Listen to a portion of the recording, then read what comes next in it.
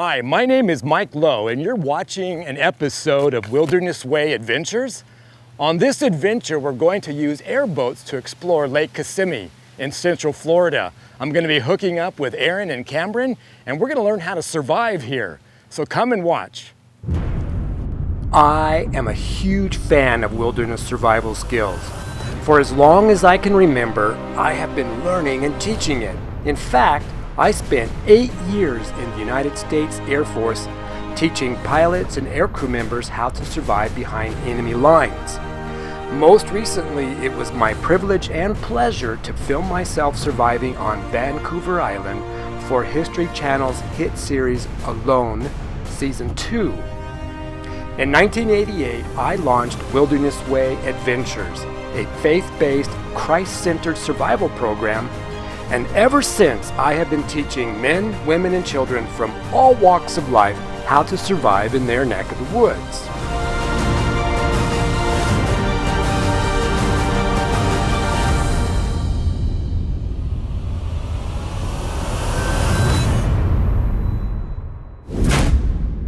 Today I'm hooking up with Aaron and Cameron to teach them how to survive in the swamps of Central Florida, an area teeming with plants and animals like cattails and alligators.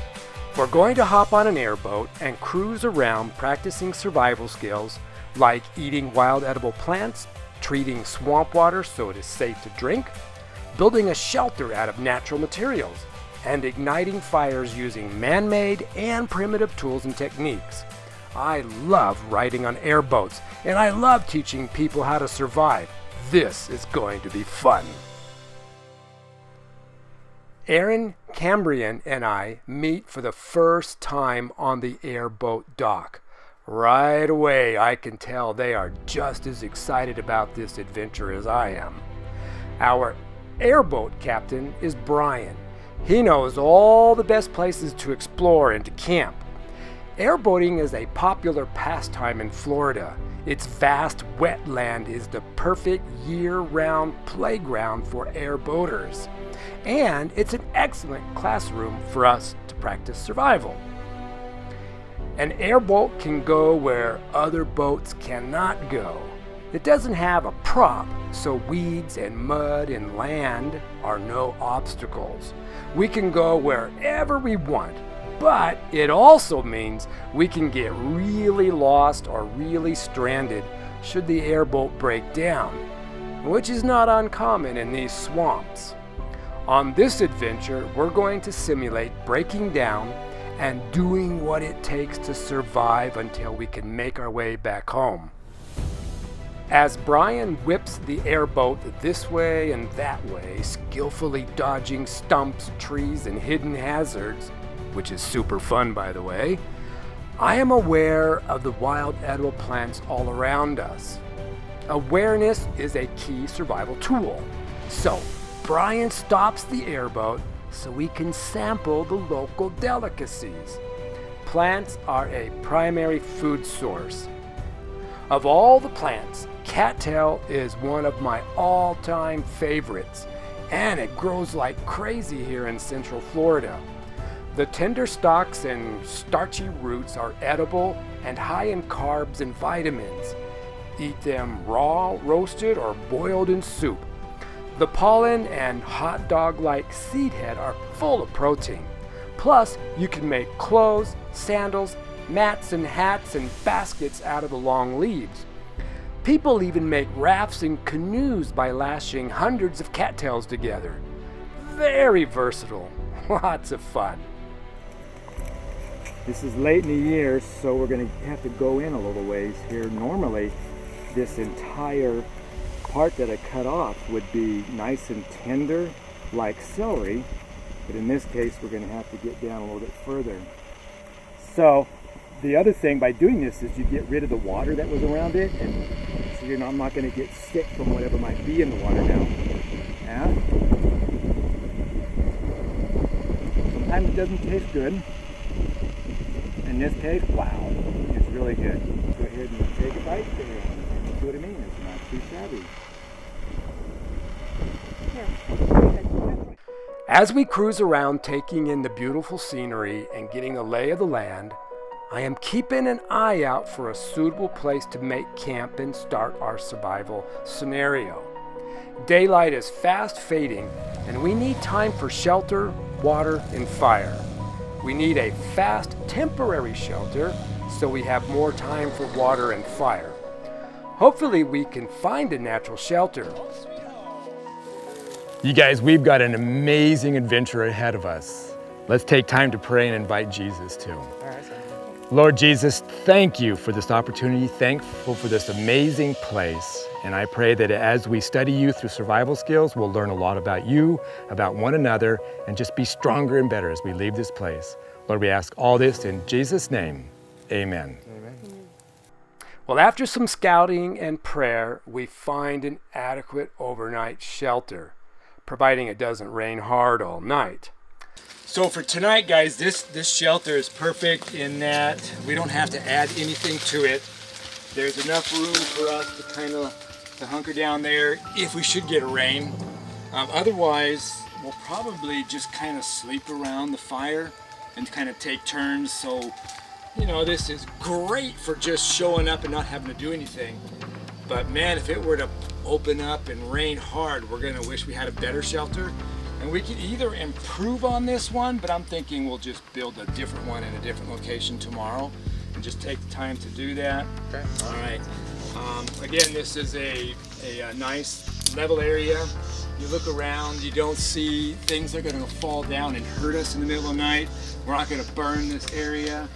You know, if we had a prevailing wind direction, we'd want, if it were coming this way, it would be perfect because you want the smoke to go this way. You don't want it to go into your shelter, and nor do you want it to go away from your shelter, because if wind was coming from that direction, it would go over the shelter, come out here, and spin round and round. It's called rotor, and bring smoke back into you.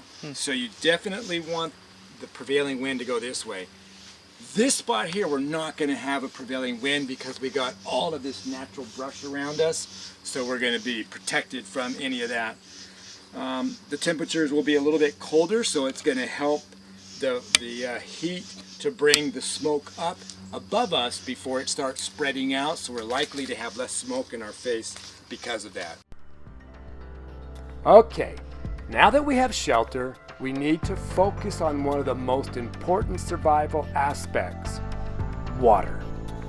As you can see, we are surrounded by water, but it is full of microscopic critters that most likely will make us sick if we drink it without treating it. A good way to purify wild water is to dig a seep well.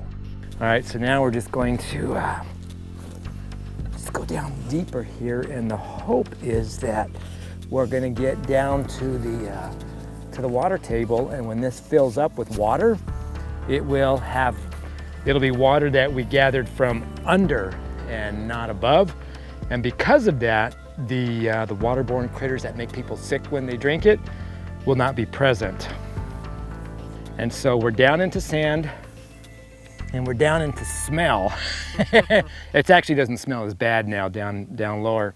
So the first 2 or 3 inches of the soil needs to be dry when you dig down, because the water that will go in there, you know, is coming from underneath and not from above. Whatever's on the surface could be contaminated. What's subsurface is way less likely to be contaminated. In majority of the times, it'll be solid, good water. You'll drink it and not get sick. Okay, so let's keep going down just a little bit lower here. In fact, here you go, I'll let you guys.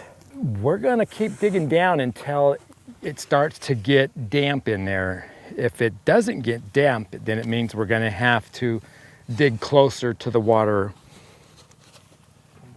Just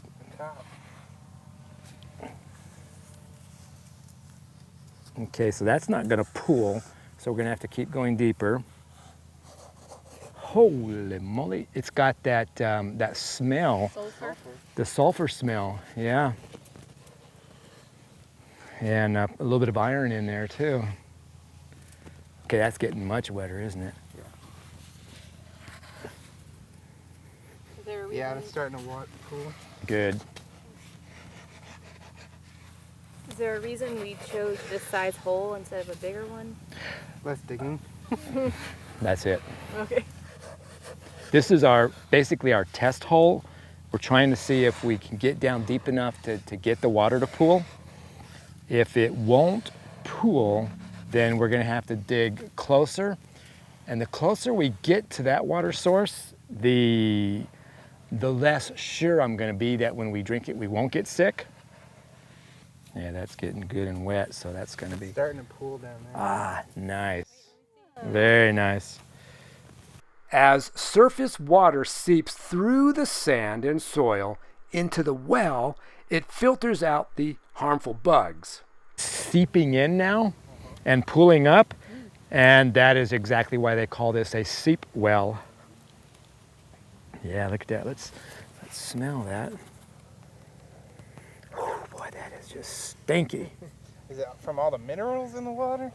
In the Man, ground? it smells very sulfury. Yeah, it is the minerals. It could be, it just could be rotted vegetation over the hundreds and thousands of years that this has been here. It could be full of microorganisms that can make us sick drinking it. Okay, so we're gonna go ahead and let this do its thing, fill up, and hopefully the sediment will settle down. Yeah, it's still dropping, but it's got pretty deep in there. All right, so let's move from here. We need to get more firewood. Let's take some time to do that. It's gonna get chilly tonight. It just happens to be a cold snap coming through. So we're gonna want our fire to burn through the night. So we're gonna need to get quite a bit more firewood, and we're probably gonna have to walk far and wide to get enough. We want the oak and the pine. So we've got both of them, some pine back there and also the oak. So let's go get some of that in, take a couple hours to do that. And then it'll be dark by then. We have shelter, check. We have water, check. That's 2 out of 3. Now it's time for fire. Making fire is one of my favorite survival skills. Fire is everything. It is friend, it is heat, it is light, it is entertainment, protection, and mosquito repellent. Fire is amazing. Tonight we are going to use a metal match to get our fire going. Tomorrow, when we have more time, I will show Aaron and Cambrian how to start a fire by rubbing 2 sticks together. We got our tinder, this monkey fur, or what I call burlap coming from the palm trees. This is very nice. I'll show you guys more about this tomorrow when we have more time for fire building. Tonight we just want to get this fire started so we can hunker down and get some good sleep. But yeah, that's some of the best burlap I've ever seen. I like this sable or cabbage palm that produces this. Okay, so we'll break things down into smaller pieces so you got a decent surface to work on for striking the metal match. It's very difficult if you have a soft surface. All right, so I like to hold the metal match still and slide the knife down, and it just goes nice. up nice and quick. That went fast. Yeah, it does. And I'm going to put more up there. And we're just putting our skinny sticks on first. One of the best ways to learn survival is through hands-on practice with good instruction, and that's how I'm going to teach Aaron and Cambrian. I'm really enjoying this time with them because they are eager students.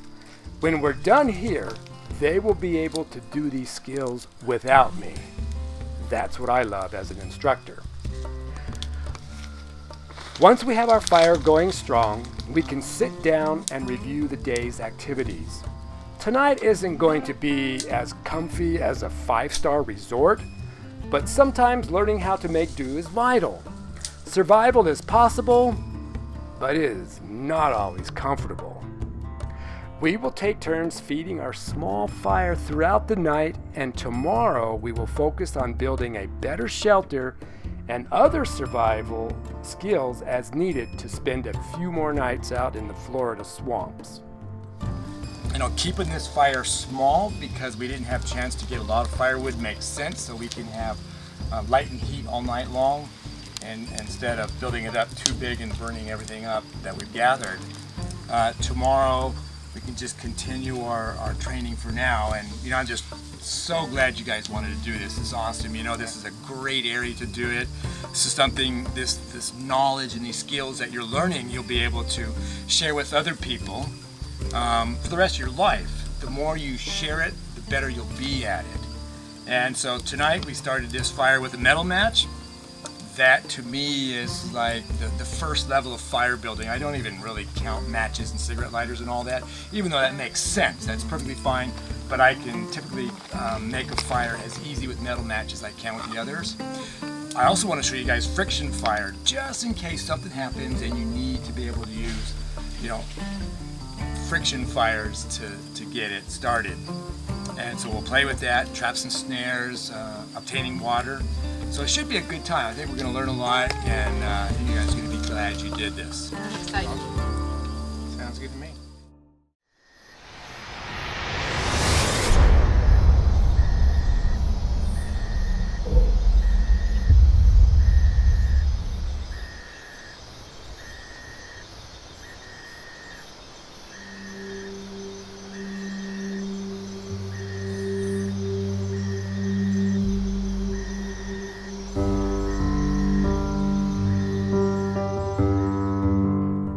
Since water is one of the most important things a person needs to survive, the following morning I immediately go to check our seep well to see if it have any clean water to drink.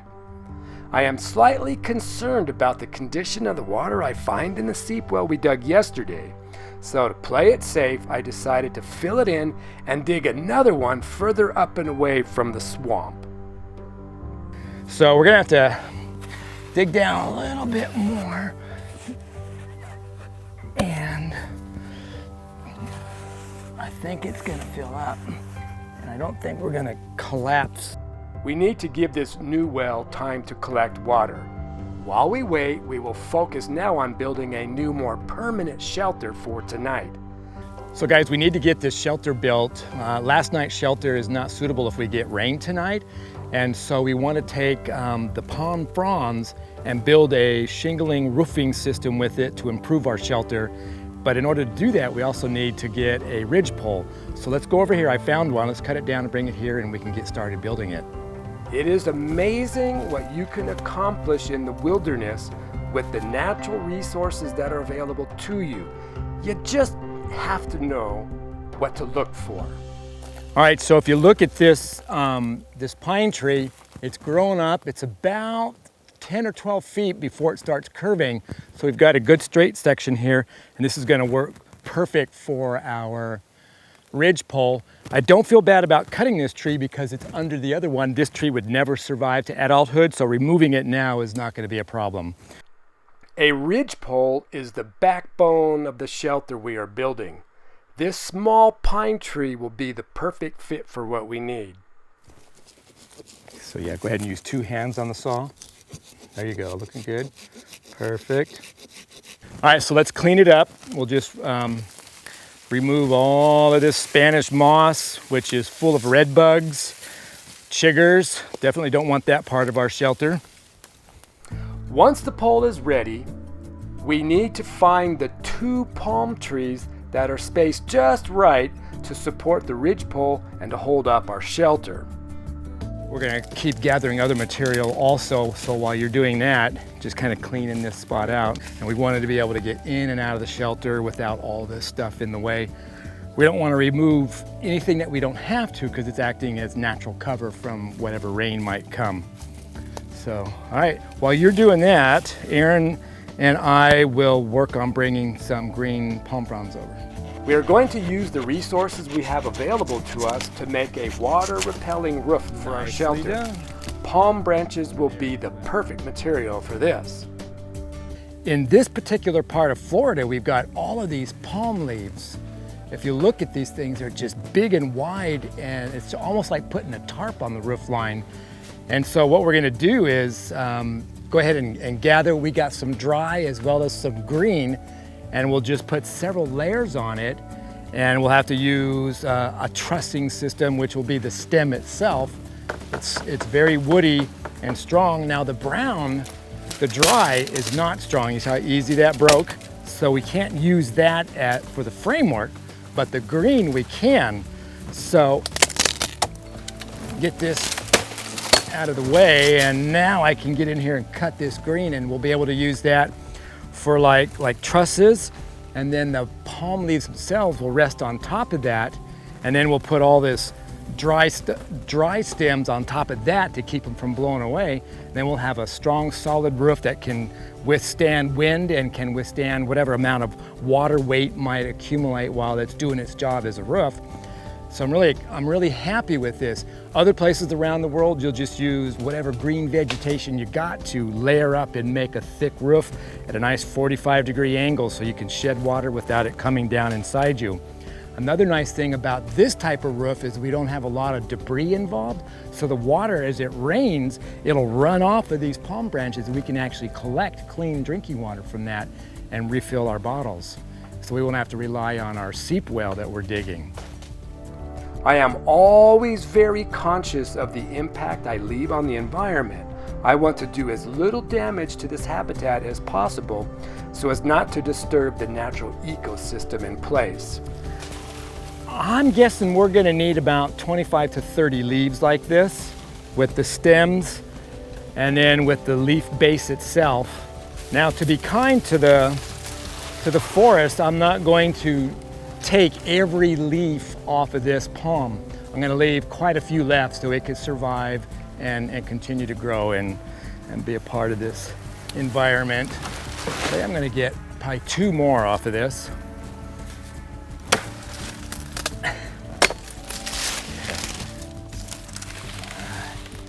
Aaron and Cambrian are also working on our shelter.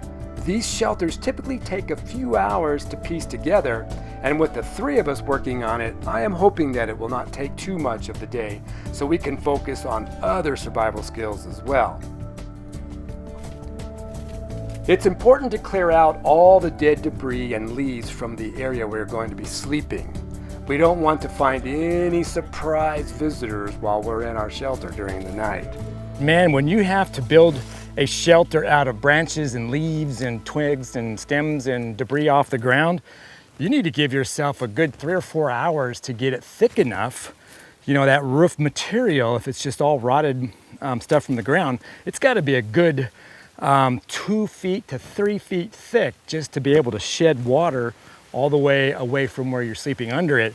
So give yourself at least 4 hours to get a good start on it. Sometimes it takes 2 or 3 days to get that shelter completely finished.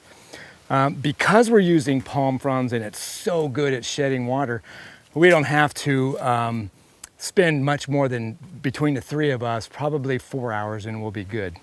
Shelter building can be a very slow and tedious process.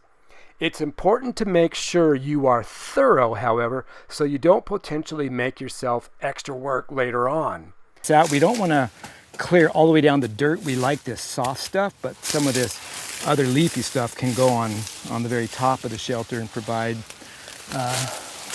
protection.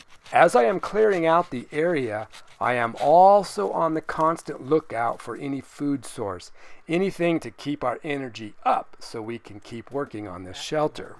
I was hoping that would be food for us. But, oh yeah, let's try that one. When it's growing and the sap is flowing, this will be tender, almost like celery. Right now it's just way too hard. So if we could just bother to get lost at a better time of the year, then this would be nice and edible. The other thing is, this is great for weaving. These leaves right here, just look at how many are here. Yeah, you can weave stuff out of that. And you just got lots and lots of them, and they're very supple.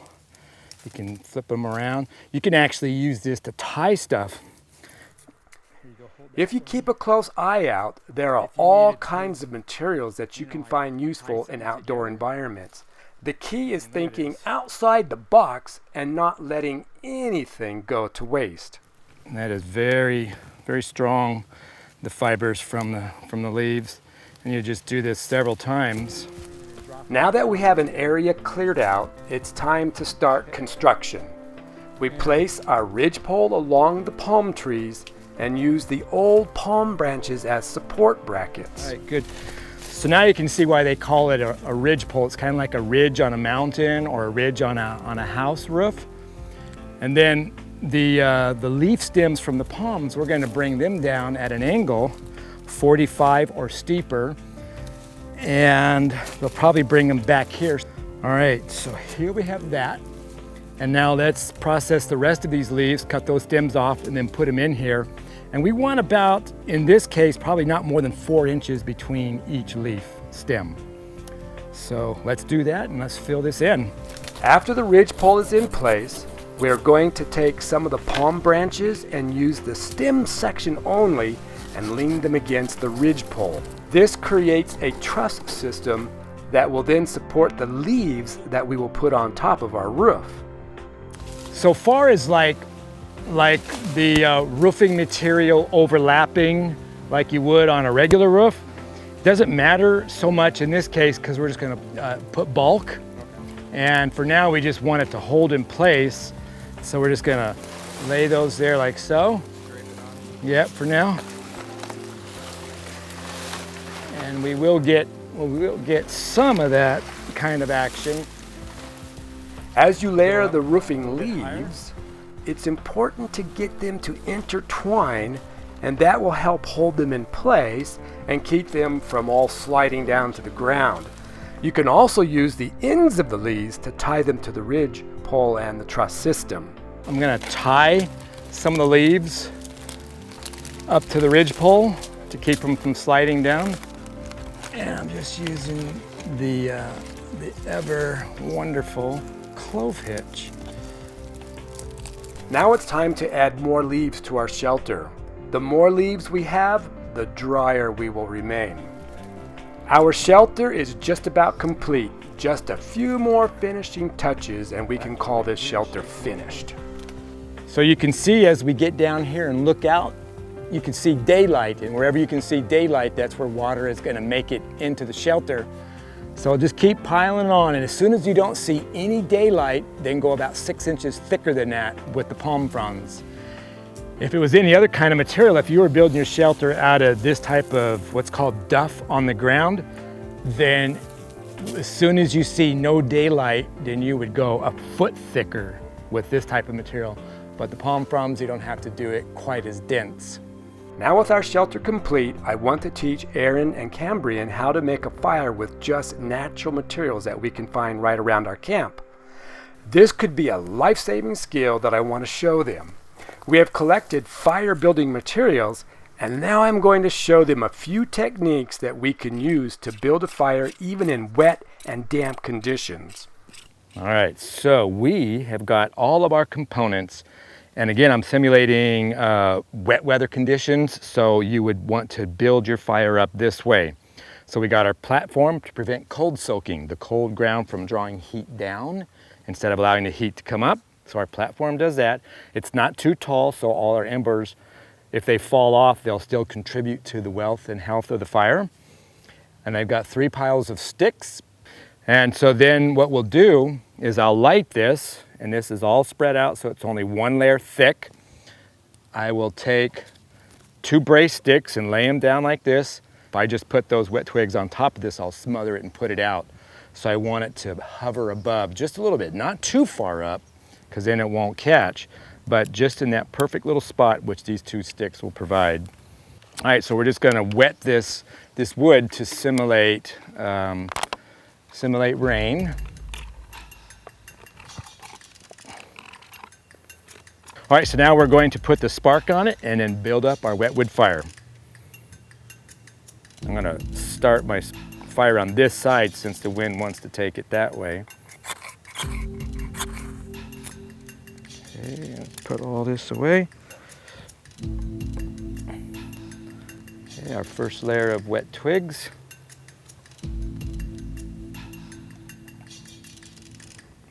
Okay. The key to building a fire with wet materials is interlacing dry, fast-burning tinder throughout the layers. It's also necessary to stack your materials in a way that allows the growing fire to breathe. Don't want to smother it.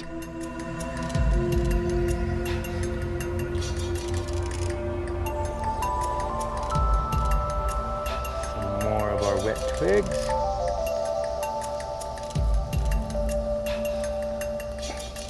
And more of that. And are we losing it? We're losing it, aren't we?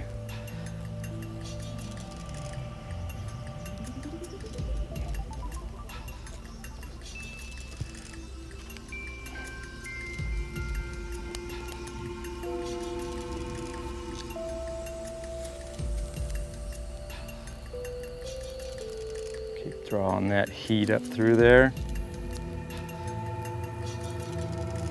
Finally starting to take, those twigs have been dried out, and now it's taking, and this is a sustainable fire now. We would continue to add more of the skinny twigs. So you're going to use the half again rule, adding sizes of firewood.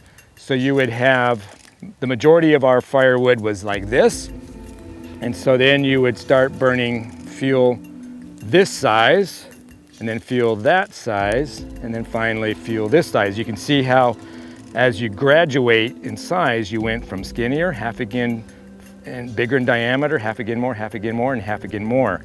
Under wet weather conditions, you have to build it up gradually like that. So under wet weather conditions, the majority of our firewood is not going to be any bigger than a broom handle thick diameter. So like 3/4 of an inch in diameter, just because it needs that time to dry, to burn. So the next question to ask is this: what if we don't have a metal match? Now how can we get a fire started? Well, you can pray and wait for lightning or molten lava, or we can use friction. If you take your hands and rub them together real hard and fast, you feel that heat? Well, we should be able to rub 2 sticks together and get fire from that. So let's go back over to our shelter area. I gathered some materials, and let's see if we can bust out an ember with friction fire. Okay, awesome. Next, I want to show my students how to make a fire even if they don't have man-made fire starters like a metal match. We will make a friction fire back in our camp using teamwork. We are going to build a 3-man bow drill fire. What we want to do is the bow drill technique, and we're going to use, instead of the bow, we're going to use you two as the bow. And I will hold the drill in place. There's our drill. Here's our fireboard. Okay. Now I need to put a hole in this for that top to fit into.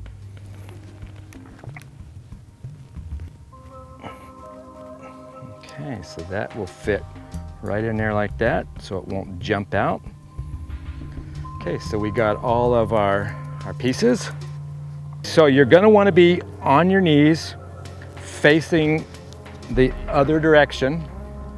Facing backwards. Yep, facing this way. I'm facing this way and you're facing that way. I'm gonna wrap this 3 times. Okay. And so you need to hold that with both hands.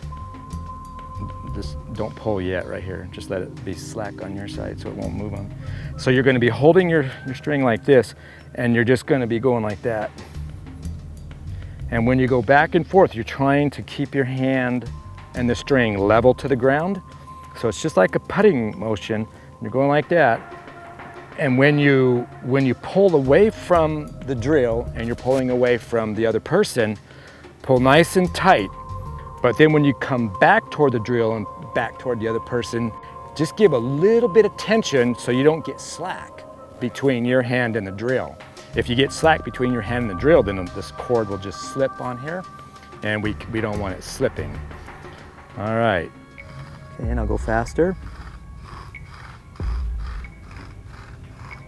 Okay, now go nice and fast. And faster. Slightly longer strokes. There you go, perfect. And faster. Okay, nice and fast. Okay, stop.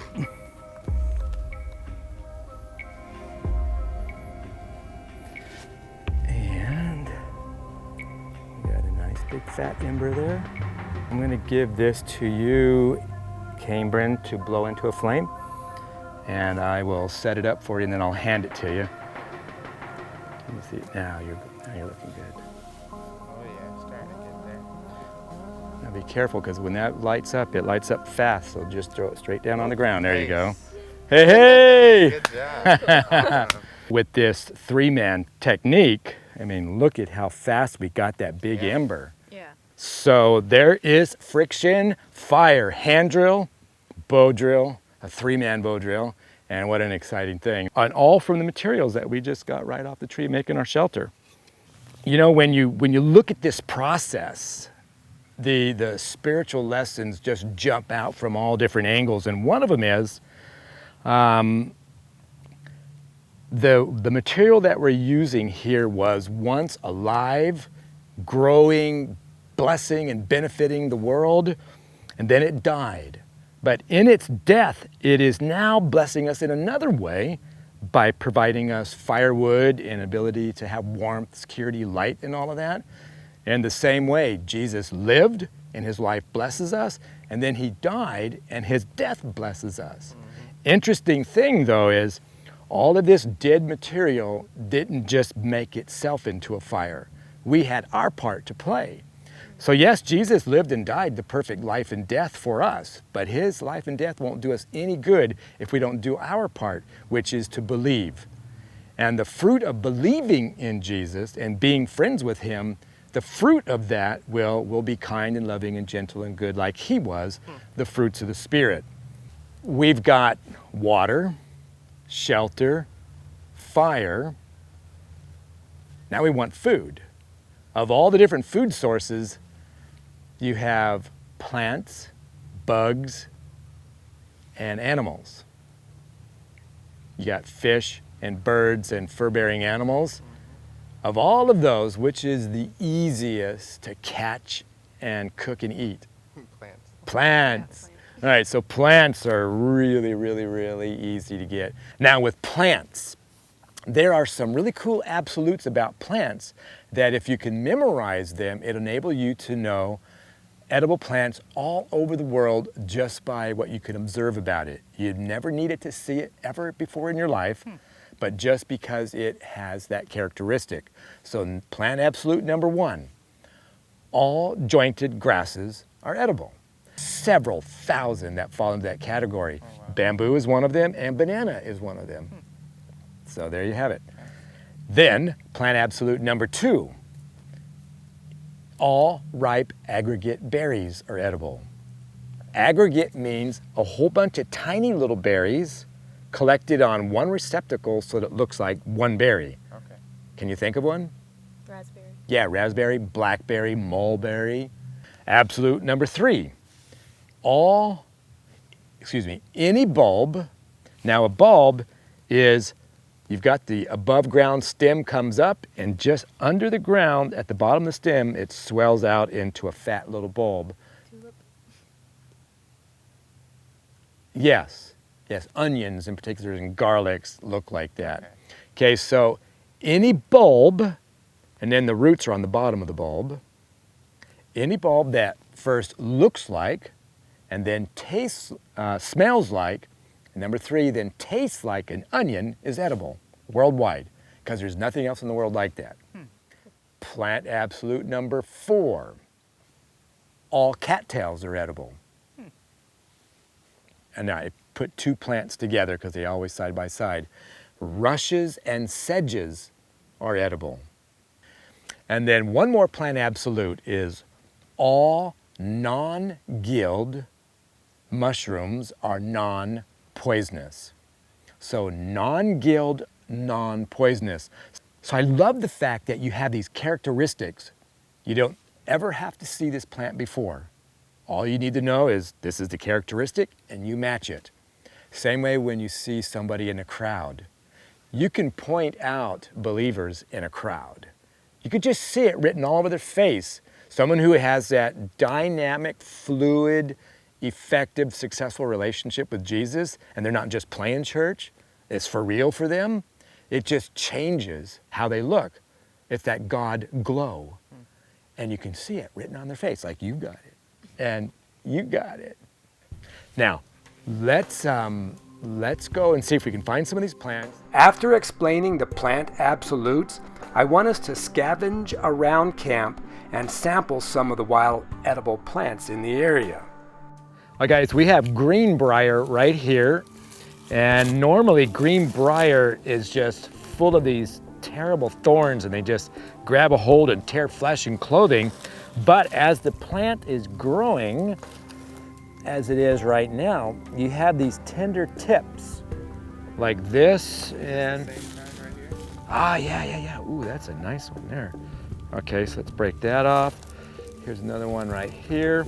And let's see, I'll just hand you one. Okay. And then I'll hand you one. And then just pop this, since we know it's edible, that doesn't follow any of the plant absolutes.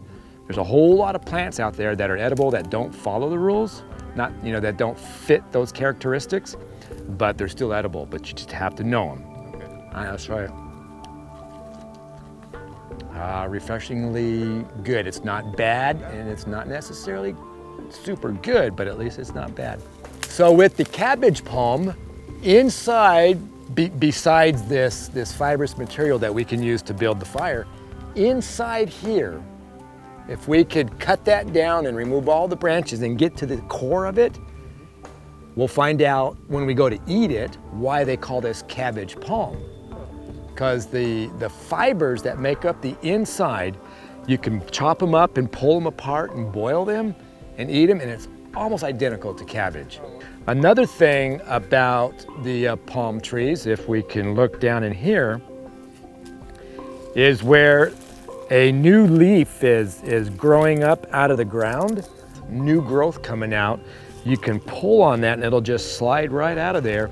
And then the tender portion that was down inside at the end, that is pretty tasty, like similar in texture to celery. Yeah, so you can do that with these palms. We got the saw palmetto, and then the cabbage palm, you can do that with it. All right, let's keep moving down here and see what we find.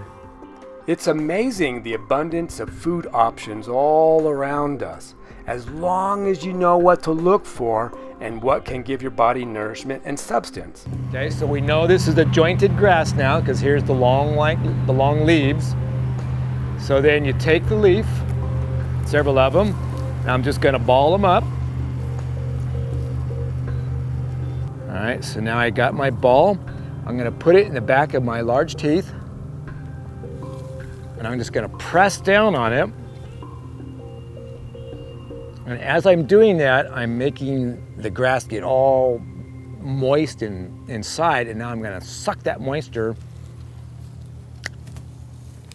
Fortunately, this is a good tasting grass. Not all the jointed grasses taste good, but this one, yes. And then you take this fibrous part, you can't get any more liquid out of it. Be careful not to chomp it up and chew it up, and then it gets all fibrous inside your mouth. You want to be able to pull it out and toss it and then resume. What you're eating here is liquid light. So grass takes sunlight and turns it into starches and amino acids and things that we can use and grow and be healthy. So this is just like eating light in a different form. Boy, is it ever nutritious, the chlorophyll. Our bodies just cannot handle the cellulose that makes up this plant. It'd be bad on our stomachs if we ate a lot of it. All right, down in here, there's a plant called dollarweed. Move these out of the way. You see these growing here, the round like leaves in here? There's several of them in here. Sometimes you'll see dollarweed. It's just so dense and thick that there's just millions of them. Here we're just finding a few of them. On the boat ride in here, I saw one of those places where it was just gazillions of them. So I'm grabbing a couple of them here. Okay, so I'll give you one.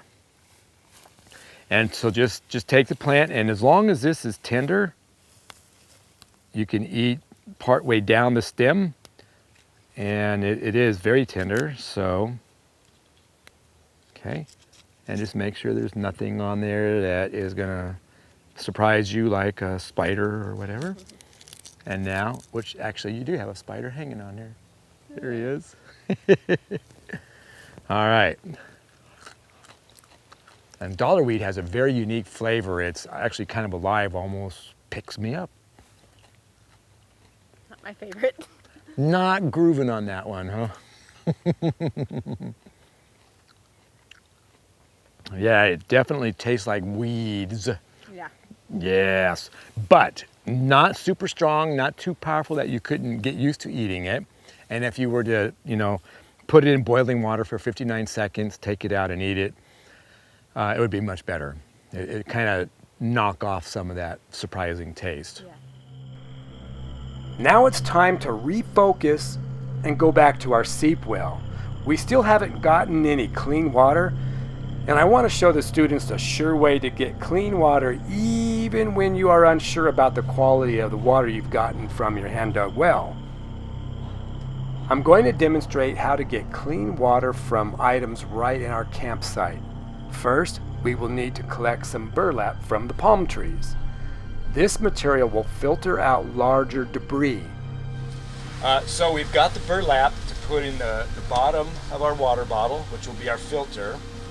We're going to cut this top off, and now we need to gather out of our fire that we put out charcoal chunks. They need to be brand new charcoal. You just can't go to an old forest fire or lightning strike and get charcoal that's been around for a while, because it does not absorb like it's supposed to. So make sure it's black through and through. And then it chunks up nicely. And we won't use any of the powder. The powder will just make everything too black, and so we just want little chunks. So we're breaking these up. That looks good. All right, so now I'm gonna get this bottle cut up so we can just put everything in there.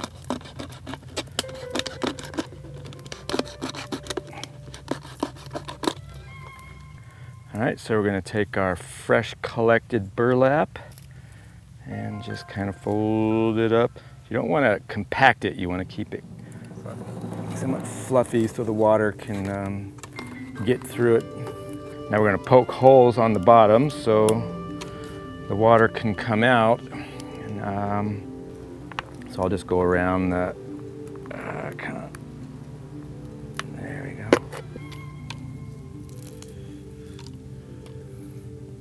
And then a bunch of these little baby chunks, we can get them up and in there too. So now this filter, if we can fill it up to within an inch of the top, that'd be a good cup and a half, possibly, of charcoal. Mm-hmm. So this would probably last for several gallons. Oh, wow. Just that little bit. With charcoal, such an amazing substance. It's very a lot of medicinal uses. And one thing is, if you drink water and you realize that it's making you sick, but you have to drink water, because if you don't, you get dehydrated and you can't live and do all the hard work you need to, you can just take charcoal out of your fire. A chunk of charcoal the size from your big knuckle to the end of your thumb, so just the size of your thumb. Everybody has their own measuring stick there. And then kind of break it up into a powder like this, add some water to it to make a paste, and then just scoop it up with your hand and put it in your mouth and eat that about every half hour until your stomach settles down. So eating charcoal is similar to like throwing a magnet into a pile of metal shavings. It'll just attract everything to the outside of it. So charcoal does the same thing. When you swallow it, all the stuff that's making you sick on the inside, it's attracted and sticks to the charcoal, thus neutralizing what it would do, and then you pass it out normally. Okay, so I think we're good with our charcoal. And let's let's go dip some water out of our seep well and see how this works. Well, it looks like our fenced hole worked. There's nobody or anything falling in it. Yes, it worked out great. Okay, well, let's dip some water out of there and let's filter it. Okay. If, yeah, just go ahead and lay down, and best you can, just, you know, don't knock a whole bunch of. There you go, good. Yes, nice. All right, so look at the color of that water, my goodness. And it does have a little bit of a sulfur smell, but it's not strong like the other hole. Okay, so that color is tannins, and the tannins aren't good for us. It disrupts our system and makes us sick. And tannins just come from like the oak leaves dying and the acorns dying and all that just leaching into the groundwater over the years. And even the lake, the water looks this color. All right, so what we're gonna do is you're gonna hold that funnel on the bottom, and then if you'll hold this right underneath there, and you might be able to just hold it down and then just catch the stream. Okay. And we could just let the first little bit run, and then yeah, to kind of get the charcoal cleaned out there.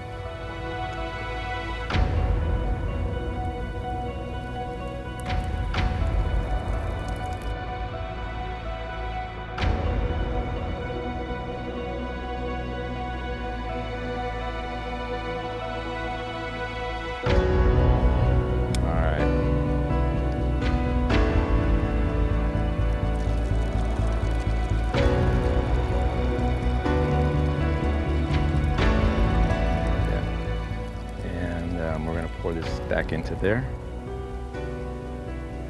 Is it? Not so bad. I mean, it's a little sulfury still. Yeah, a little bit sulfur still. All right, let's pour it again.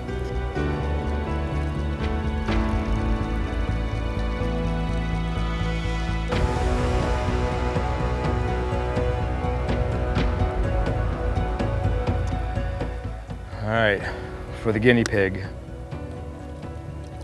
Hallelujah. You know, there's people around the world whose this is their water source. All right, this is where you need to just stop, pause, and pray. Lord, please let this water be good for me.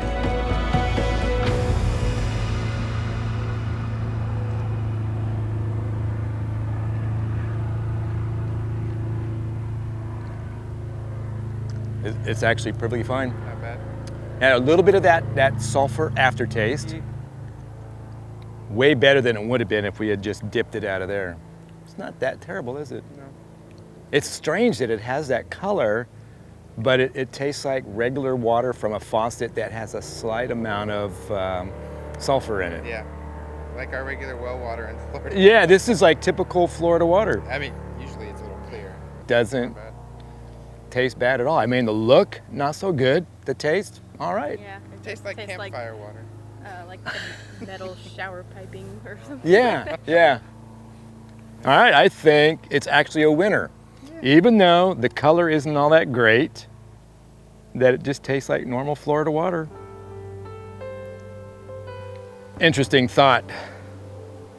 So, potentially bad water in through the charcoal, passes through the charcoal, through the filter, and into the cup, and now we have water that is okay to drink. So Jesus starts with us as potentially bad. Through the filter of God's word and God's grace and his mercy, we become safe to drink. We become safe to save.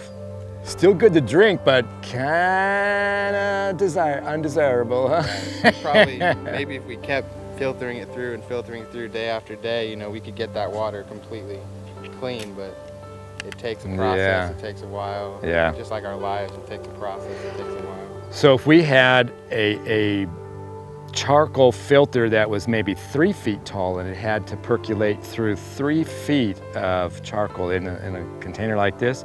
It might come out a little cleaner, but I think this water is actually stained like tea. And so that's what tannins do. But yeah, so bad in, good out, just like with Jesus.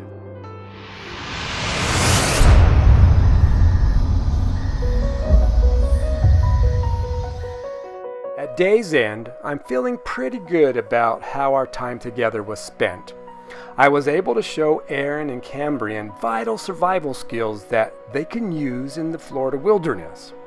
But more importantly, we were able to spend this time together outside with one another and with our Creator, the Lord Jesus.